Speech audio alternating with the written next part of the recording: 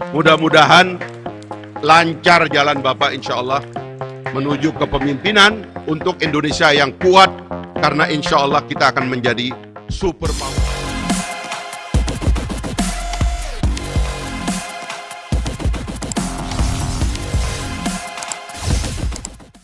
Saya pernah bertemu dengan Pak Jokowi dan mengatakan, Pak, dari Pak Harto ke kita putus, Pak.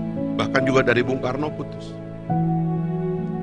Waktu Pak Harto turun tidak ada proses pewarisan yang mantap, sehingga kita bertengkar. Generasi kami angkatan 98 tidak paham dengan orang-orang tua kita, sehingga kita bertengkar, pecah kita. Kita mulai banyak hal dari nol. Bahkan Pak Prabowo adalah manusia sejarah yang menyaksikan dari dekat, dan beliau juga menjadi salah satu yang merasakan bagaimana keterputusan ini tidak baik bagi kita semua, dengan segala apa yang beliau rasakan. Kemudian kita melihat contoh di negara di sekitar kita, Pak. Tadi kita lihat Pak Harto, kita lihat Pak Mahathir di Malaysia. Ada forum seperti ini, forum UMNO, Barisan Nasional. Orang-orang nangis minta beliau terus. Tapi beliau tanpa mempersiapkan satu kaderisasi dan regenerasi, beliau mundur. Ketika mundur, semua penggantinya dikritik. Yang mengantarkan beliau suatu hari kembali menjadi Perdana Menteri. Dan berakhir begitu cepat. Jadi tidak ada proses yang mulus. Mudah-mudahan Pak Anwar sekarang yang mimpin bisa memimpin rekonsiliasi bangsanya. Karena hasrat untuk bertengkar ini kuat di kita, Pak. Terutama anak-anak muda nih, pengen bertengkar aja kerjaannya.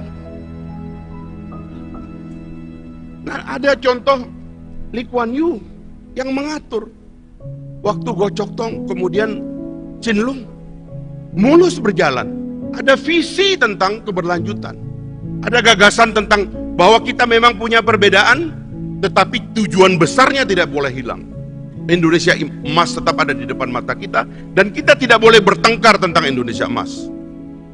Tadi Pak Amran mengatakan superpower baru, kebetulan Gelora pakai superpower baru, Pak. Ya mirip-mirip lah itu. Jadi menurut saya 2024 menurut saya pikiran besarnya yang tadi sudah diungkapkan oleh Pak Prabowo harus menjadi pikiran bersama. Kita tidak boleh lagi memberikan kesempatan kita karena ingin bertengkar atas nama demokrasi liberal, lalu kita rusak semuanya dan ingin semua mulai dari nol. Tidak kita izinkan itu. Yang terakhir saya ingin bilang begini, Pak Prabowo.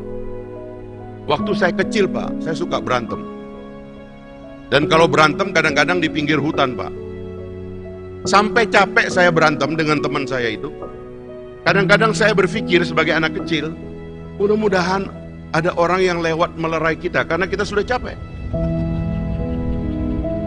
Jadi saya merasa Pak Prabowo ini ada di depan kita sekarang, Pak. Saya ingin menjadi yang melerai pertengkaran kita. Sehingga seperti Bapak katakan tadi, kita ajak semua orang. Tapi jangan juga terlalu semua, nanti nggak ada lawannya, Pak. Ya. Nanti, ya kan? Ini lawan kotak kosong nanti nih Pak Yusril. Gimana? Nyari konstitusinya jadi Pak Yusril, Pak Jimli susah nanti. Ya maksudnya, ini waktu untuk membesarkan hati. Dan saya mohon di kesempatan ini, Pak Prabowo dan Pak Jokowi tidak boleh melepas transisi ini secara tidak melihat bagaimana kelanjutannya. Kita bukan tidak paham demokrasi, kita bukan tidak paham check and balances, kita tidak paham makna oposisi, tapi yang sedang kita pikirkan adalah di luar sana ada ancaman. Dunia tidak sedang baik-baik saja. Ada ancaman geopolitik yang besar yang bisa turun ke kita.